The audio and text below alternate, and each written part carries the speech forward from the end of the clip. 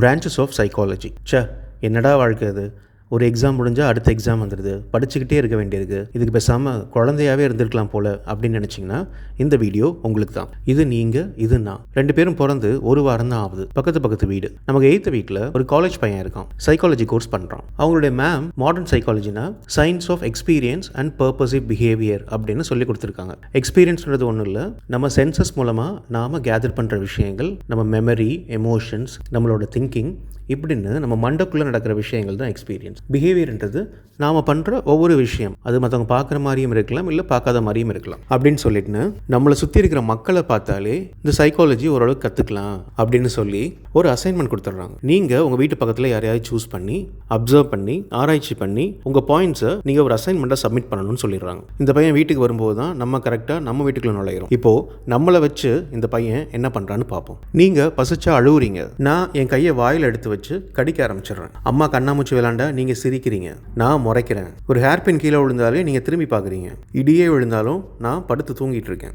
இதை பார்க்குற இந்த பையன் ஒரே நேரத்தில் தான் பிறந்தாங்க, பக்கத்து வீட்டில் தான் இருக்காங்க, ஆனாலும் இந்த பொண்ணு பண்ணுறது வேற மாதிரி இருக்குது, இந்த பையன் பண்ணுறது வேற மாதிரி இருக்கே அப்படின்னு இதை பற்றி ஆராய்ச்சி பண்ண ஆரம்பிக்கிறான். இதுக்கு பேர் தான் general psychology. Studies the fundamental processes of human behaviour and experience. மனிதனுடைய ரொம்ப அடிப்படையான பேசிக்கான பிஹேவியர் அண்ட் எக்ஸ்பீரியன்ஸ் பற்றின study. Focuses on perception, memory, emotion, learning and motivation. Helps understand why individuals act the way they do in daily life. அன்றாடம் நம்ம பண்ணுற விஷயங்களில் ஏன் ஒவ்வொருத்தரும் ஒவ்வொரு மாதிரி பண்ணுறாங்க அப்படின்ற ஸ்டடி தான் ஜென்ரல் சைக்காலஜி. அடுத்து பார்க்குறான், நான் எப்பவும் கை சூப்பிக்கிட்டே இருக்கேன், நீங்கள் பண்ண மாட்டேங்கிறீங்க. நான் எப்போ பார்த்தாலும் தூங்கிக்கிட்டே இருக்கேன், நீங்கள் ஆக்டிவாக இருக்கீங்க.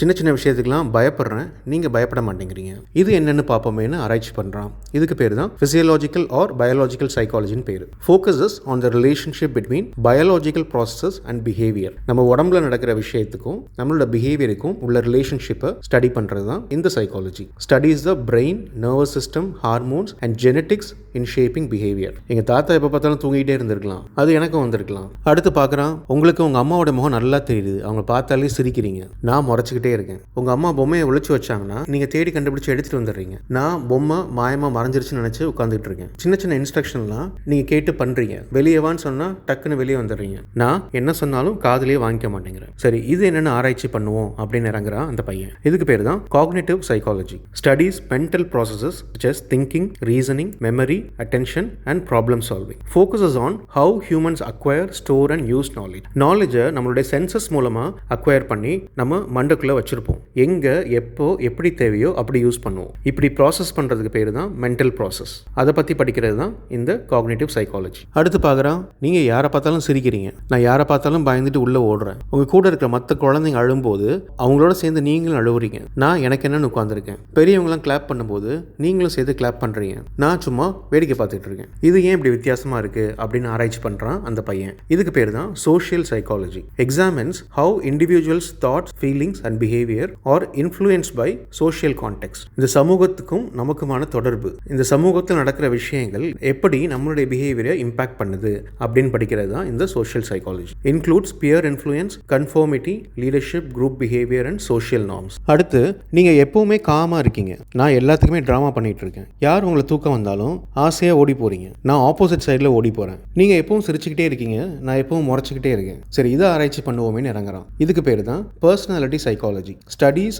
Individual differences in behaviour and traits. Explores temperament, character, motivations and how personality develops over life. ஒரே விஷயம் தான், ஆனால் நம்ம ஒவ்வொருத்தரும் ஏன் வித்தியாசமாக இருக்கோம் அப்படின்றத படிக்கிறது தான் பர்சனாலிட்டி சைக்காலஜி. அடுத்து நான் என்ன பண்ணுறேன், பக்கத்தில் இருக்க திருநாயை பார்த்து அது மாதிரியே குலைக்கிறேன். அது எப்படி 4 காலில் நடக்குமோ நானும் அதே மாதிரி நடக்க ப்ராக்டிஸ் பண்ணுறேன். இது என்னன்னு பார்க்க போய் அவனுக்கு தெரியுது. இதுக்கு பேர் comparative psychology. Compares human behaviour with animal behaviour to understand evolutionary and biological basis. மனுஷன் இப்போ தான் வந்தான், மிருகங்கள் ரொம்ப காலமாக இருக்குது, அதனால அதோட பிஹேவியரை அண்டர்ஸ்டாண்ட் பண்ணி அதை மனுஷனோட பிஹேவியரோட கம்பேர் பண்ணி அது மூலமாக புது விஷயங்களை தெரிஞ்சுக்கிறது தான் இந்த comparative psychology. Studies learning, social behaviour, communication and instincts across species. அடுத்து அடுத்து நீங்கள் இப்போ தான் தவழ்ந்துக்கிட்டு இருந்தீங்க, ஆனால் டக்குன்னு நடக்க ஆரம்பிச்சிட்டிங்க. நான் இன்னும் வந்து நாய் போஸ்ட்லேயே தான் உட்காந்துருக்கேன். நீங்கள் சரளமாக பேச ஆரம்பிச்சிட்டிங்க. நான் இன்னும் திக்கி ஒரு வார்த்தை 2 வார்த்தை பேசவே கஷ்டப்பட்டுட்டு இருக்கேன். நீங்கள் அம்மா கூட ரொம்ப அட்டாச்சாக இருக்கீங்க. நான் யார் கூடயும் எந்த அட்டாச்மெண்ட்டும் இல்லாமல் இருக்கேன். இதை பார்த்துட்டு இதை ஆராய்ச்சி பண்ண இறங்குறான் அந்த பையன். இதுக்கு பேர் தான் developmental psychology. Studies changes in behaviour, thought and emotion across the life span. Covers physical, cognitive, social and emotional development from infancy to old age. சின்ன வயசுலேருந்தே நமக்கு படிப்படியாக ஏற்படுற மாற்றங்களை படிக்கிறது தான் டெவலப்மெண்டல் சைக்காலஜி. நான் அம்மா கையிலேருந்து இறங்கவே மாட்டேங்கிறேன். எப்போ பார்த்தாலும் அழுது சினிங்கிக்கிட்டே இருக்கேன். யாராவது புது ஆளுங்களை பார்த்தா தலைதறிக்க வீட்டுக்குள்ளே ஓடி வரேன். இவன் ஏன் இப்படி இருக்கான் அப்படின்னு அந்த பையன் ஆராய்ச்சி பண்ணுறான். இதுக்கு பேர் தான் evolutionary psychology. Examines how evolutionary processes shape human behavior and mental traits. Focuses on survival instincts, mating behavior and adaptive strategy. இப்போ அந்த பையன் என்னைய பார்க்குறான். என்ன பண்ணாலும் இவன் நார்மலாக பண்ண மாட்டேங்கிறானே. மற்ற குழந்தைங்களாம் பேச ஆரம்பிச்சிருச்சு, இவன் இன்னும் திக்கிக்கிட்டே இருக்கானே. மற்றவங்களோட ஐ கான்டாக்டே வைக்க மாட்டேங்கிறானே. எப்போ பார்த்தாலும் அழுதுகிட்டே இருக்கானே. இவனுக்கு என்ன தான் பிரச்சனைன்னு பார்ப்போம் அப்படின்னு ஆராய்ச்சி பண்ணுறாரு. அதுக்கு பேர் தான் abnormal psychology. Studies unusual patterns of behavior, thoughts and emotions that may indicate mental illness. Identifies causes, symptoms and treatment of psychological disorders. Helps differentiate normal versus abnormal behavior across life stages. ஒரு normal பிஹேவியர்லேருந்து deviate ஆகி அதே pattern continue ஆச்சுன்னா அப்போ இது கொஞ்சம் அப்நார்மலாக இருக்குது அப்படின்னு ஆராய்ச்சி பண்ணுறது தான் அப்நார்மல் சைக்காலஜி. இப்போ அந்த பையன் முடிவு பண்ணுறான், சரி இந்த பையனுக்கு ஏதாவது ஹெல்ப் பண்ண முடியுமான்னு பார்க்கலாம், முதல்ல கொஞ்சம் டெஸ்ட் பண்ணிக்கலாம்னு சொல்லிட்டு நம்ம 2 பேரும் விளாண்டுட்டு இருக்கும்போது வரான். வந்து மொபைலில் பாட்டு சத்தமாக வைக்கிறான். நீங்கள் காதை பொத்திக்கிறீங்க, நான் கொஞ்சம் கூட கண்டுக்கல. அவருடைய காலேஜ் ஃப்ரெண்டை கூப்பிட்டு வந்து நமக்கு இன்ட்ரடியூஸ் பண்ணுறான். நீங்கள் ஹலோ சொல்கிறீங்க, நான் பயந்து உள்ளே ஓடிடுறேன். நம்ம 2 பேத்துக்கும் ஒரு பாப்பட் வாங்கி கொடுக்குறான். நீங்கள் அழகாக அதை வச்சு விளையாண்டுட்டு இருக்கீங்க, நான் விளையாட ட்ரை பண்ணுறேன், ஆனால் என் கை ஒரு பக்கம் போகுது, கண்ணு வேற பக்கம் போகுது. இப்போ அந்த பையன் பண்ணதுக்கு பேர் தான் experimental psychology. Uses scientific methods and controlled experiments to study behaviour and mental processes.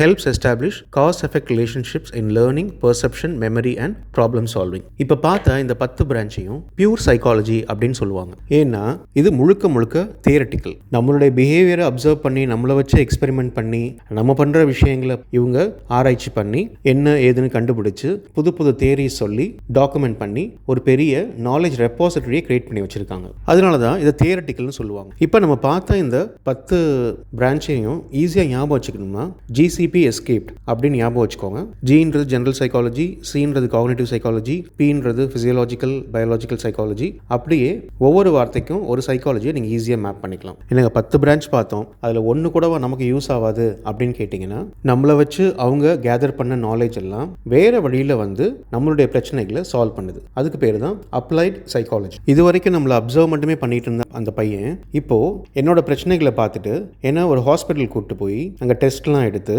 என்னென்னு டயக்னைஸ் பண்ணி அதுக்கு ஏற்ற மாதிரி ட்ரீட்மெண்ட் கொடுக்க ஆரம்பிக்கிறோம். இதுக்கு பேர் தான் clinical psychology. Applies psychological knowledge to diagnose and treat mental disorders. Uses therapy, assessment and intervention strategies across all life stages. அப்புறம் பார்க்குறான், நீங்கள் வீட்டுக்கு வந்த உடனே ஹோம்ஒர்க் எடுத்து டக்குன்னு எல்லாத்தையும் முடிச்சிடுறீங்க. நான் போய் கிரிக்கெட் விளையாண்டுட்டு வீட்டுக்கு வந்து அம்மா கிட்ட நாளைக்கு பண்ணுறேன்னு சொல்லி சண்டை போட்டுட்டு இருக்கேன். நீங்கள் படிக்கும்போது டக்குன்னு எல்லாமே உங்கள் மண்டையில் ஏறிடுது. நான் புக் எடுத்தா தூக்கம் தான் வருது. அப்போது இந்த பையன் என்னை கூப்பிட்டு லேர்ன் பண்ணுறது எப்படி அப்படின்னு சில டெக்னிக்ஸ் சொல்லித்தரோம். அதே மாதிரி எங்கள் டீச்சரை மீட் பண்ணி இவனுக்கு சில மெத்தட்ஸை டீச் பண்ணால் அவனுக்கு இன்ட்ரெஸ்ட் வந்துடும், மோட்டிவேட் ஆயிடுவான் அப்படின்னு சொல்லி அவங்களுடைய டீச்சிங் ஸ்டைலையும் கொஞ்சம் சேஞ்ச் பண்ணுறான். இதுக்கு பேர் தான் educational psychology. Applies psychology to teaching and learning processes. Focuses on motivation, learning styles, classroom management and instructional design. Psychology apply பண்ணி எப்படி டீச்சிங்கையும் லேர்னிங்கையும் எஃபெக்டிவ் ஆக்குறது, அதுதான் எஜுகேஷனல் சைக்காலஜி. நம்ம பிரச்சனையில் அப்பா அம்மாவால் ஆஃபீஸில் ஃபோக்கஸ் பண்ண முடியல. அப்போது அவங்க மேனேஜர் கூப்பிட்டு அடுத்த வாரம் ஒரு செமினார் நடக்குது, நீங்கள் போய் அட்டன் பண்ணிட்டு வாங்க, மோட்டிவேட் ஆகிட்டு திருப்பி வந்து நல்லா பெர்ஃபார்ம் பண்ணுங்க அப்படின்னு சொல்கிறாரு. இதுக்கு பேர் தான் இண்டஸ்ட்ரியல் அல்லது ஆர்கனைசேஷனல் சைக்காலஜி. ஒரு கம்பெனிலேயோ ஒரு ஃபேக்ட்ரிலேயோ ஒரு இன்ஸ்டிடியூஷன்லேயோ வேலை செய்கிறவங்கள எப்படி ப்ரொடக்டிவாக வச்சுக்கிறது, எப்படி மோட்டிவேட்டடாக வச்சுக்கிறது, எப்படி அவங்களுக்கு ஜாப் சாட்டிஸ்ஃபேக்ஷன் வர மாதிரி வச்சுக்கிறது அப்படின்ற ஸ்டடி தான் இண்டஸ்ட்ரியல் அல்லது organisational psychology. Apply psychology to work place and organisational behaviour includes employee selection, training, productivity, leadership and job satisfaction. இப்போது என்னை எப்படி மேனேஜ் பண்ண தெரியாமல் எங்கள் அப்பா தவிக்கிறாரு. யாராவது நல்ல டிப்ஸ் கொடுத்தாங்கன்னா நல்லா இருக்குமேன்னு சொல்லிட்டு அந்த பையனே போய் பார்க்குறாரு. அவனும் நான் கோவப்படும் போது என்ன பண்ணணும், நான் அழும்போது என்ன பண்ணணும், எனக்கு எது கொடுக்கணும், எது கொடுக்கக்கூடாது, அப்பா அம்மா எப்படி பிஹேவ் பண்ணணும், இப்படியெல்லாம் இந்த குழந்தை வளர்ப்பு பற்றின விஷயங்களை சொல்லிக் கொடுத்து எங்கள் அப்பாவை தயார்படுத்தி அனுப்புகிறோம். இதுக்கு பேர் தான் counselling psychology. Helps individuals cope with everyday life issues through guidance and therapy. Focus on personal, academic, social and career related problems. முன்னாடி ஒருத்தர் கவுன்சிலிங் போனார்னா அவருக்கு ஏதோ பெரிய பிரச்சனை அப்படின்னு பேச ஆரம்பிச்சிருவாங்க. இப்போ எல்லாருக்கும் புரியுது இந்த கவுன்சிலிங் வந்து பிரச்சனைக்காக மட்டும் இல்லை, நம்மளோட க்ரோத்துக்கும் இது ஹெல்ப் பண்ணும் அப்படின்னு. நீங்கள் பணக்காரன் ஆகணுமா, அதுக்கு கவுன்சிலிங் கொடுக்க கூட நிறைய பேர் இருக்காங்க. இந்த நாளும் தான் அப்ளைட் சைக்காலஜி. அடுத்து பார்க்க போகிறது ஸ்பெஷலைஸ் சைக்காலஜி. ஒரு பர்டிகுலர் ஏரியாவில் மட்டும் ஃபோக்கஸ் பண்ணுறேன். உதாரணத்துக்கு மிலிட்ரி சைக்காலஜி. இது சோல்ஜர்ஸோட ஸ்ட்ரெஸ்ஸை மேனேஜ் பண்ணுறதுக்கும், ஒரு வார் வந்துச்சுன்னா அதுக்கு அவங்களை ரெடி பண்ணுறதுக்கும், இல்லை ஒரு வார் ஃபீல்ட்லேருந்து திருப்பி வரும்போது அவங்களுக்குள்ள ஏற்படுற அந்த ட்ராமாவை வந்து ஓவர் கம் பண்ணவும் இந்த சைக்காலஜியை யூஸ் பண்ணுவாங்க. அடுத்து லீகல் அண்ட் ஃபாரன்சிக் சைக்காலஜி. ஒருத்தர் ஒரு குற்றம் பண்ணிட்டாருன்னு சொல்லி கைது பண்ணால் முதல்ல அவர் டாக்டர்கிட்ட கூட்டிகிட்டு போய் அவருடைய மனநலம் மித்த விஷயங்கள்லாம் செக் பண்ணிட்டு தான் மற்ற விஷயங்கள்லாம் பண்ணுவாங்க.